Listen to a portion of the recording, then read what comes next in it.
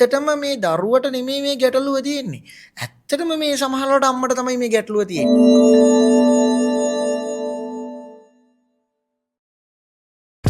ඔව් දැන් ඒකෙත් ඒ වගේම ප්‍රශ්නයක් තමයි තියෙන්නේ. දැන් සමහරලාට දැන් ගොඩාක් දෙමව්පියෝ මම දැකලා තියෙනවා දැන් ගුරුවරයා ළඟට ඇවිල්ලා කියනවා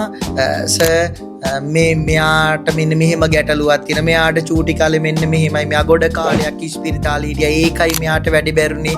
දැන් මෙයාට මෙන්න මේ ප්‍රශ්නේ තියෙන ඉඳ තමයි මෙයාට මෙන්න මෙහෙම වුනේ. මෙයාට මේ ඔපරේෂන් එකක් කළා තියෙන්නේ. දැන් අර කොල්ලා හරි අර පිට ළමයා දැන් බලන් ඉන්නවා. දැන් අම්මත් එක්ක ඇවිල්ලා මාත් එක්ක කතා කරන බලන් ඉන්නවා. දැන් කොල්ලා මොකද කරන්නේ? බලන් ඉන්නවා. මට බෑ. මට බෑ. මට දැන් මේ පොඩි කාලේ ඉඳන් මේක වුණා. මට බෑ. දැන් සමහර මට හොඳට මතකයි.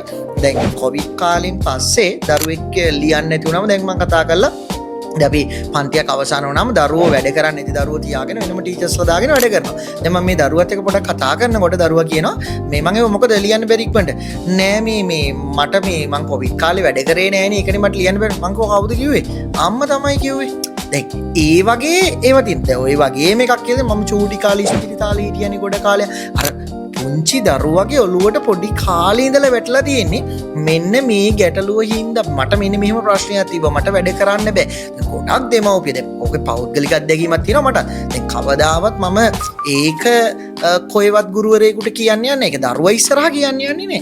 මොකද හේතුව අපි කොයි වෙලාවකවත් මොනවා හරි දරුවට තියෙන ගැටලුවක් වැඩිහිටියෙක් හෝ වේවා තව කවුරු හරි හෝ වේවා මෙයාට මේක බෑ. මෙයාට මේ කරන්න බැරි වෙලා තියෙන්නේ මේ හින්දා කියන එක. දැන් දෙමව්පියෝ හිතනවා මේක යම් ඇතැම් දෙමව්පියෝ හිතන මේක වීරකමක් කියලා. කියන්නේ පන්තියට ගෙනාපු ගමන්ම දරුවා ළඟ තියලා අපිට කියනවා සර් මෙන්න මෙයා මේ පොඩි කාලේ මෙයා මේ මෙහිම ඔපරේෂන් එකක් කරා සර් ඒකයි මෙයාට බැරි. ඒකින්ද මෙයාට බෑ. මේ වැඩ ටික මෙයාට කරන්න බෑ සර් මෙන්න මේ ප්‍රශ්නේ හින්දා. ඉතින් මොනවා හෝ හේතුවක් ගෙනල්ලා එතනට දානවා මේක කරන්න බැරි වුණා කියන එක. ඒතර දරුවොත් බලනවා මට බෑ. ඒකත් ලොකු ගැටලුවක්. ඉතින් අපි හැම වෙලාවෙම මේ දෙමව්පියන් සමහර වෙලාවට අපි දැකලා තියෙන අවස්ථා තියෙනවා මේ දැන් දරුවට තියෙන ගැටලුවක් වෙනුවෙන් අපි කවුන්සිලින් යවුවාම මොනවා හරි සම්බන්ධ කරලා වෛද්‍යවරයෙක් දුන්නට පස්සේ ඇත්තටම මේ දරුවට නෙමෙයි මේ ගැටලුව තියෙන්නේ. ඇත්තටම මේ සමහරවිට අම්මට තමයි මේ ගැටලුව තියෙන්නේ. එම හඳුනාගත් අවස්ථා. ඒ කියන්නේ දරුවට නෙමෙයි ප්‍රතිකාර කළ යුත්තේ දෙමව්පියන්ට තමයි. ඒ කියන්නේ මේ වෙලාවට බොහෝ විට මවට ප්‍රතිකාර කළ යුතු අවස්ථාවන් අපි දැකලා තියෙනවා.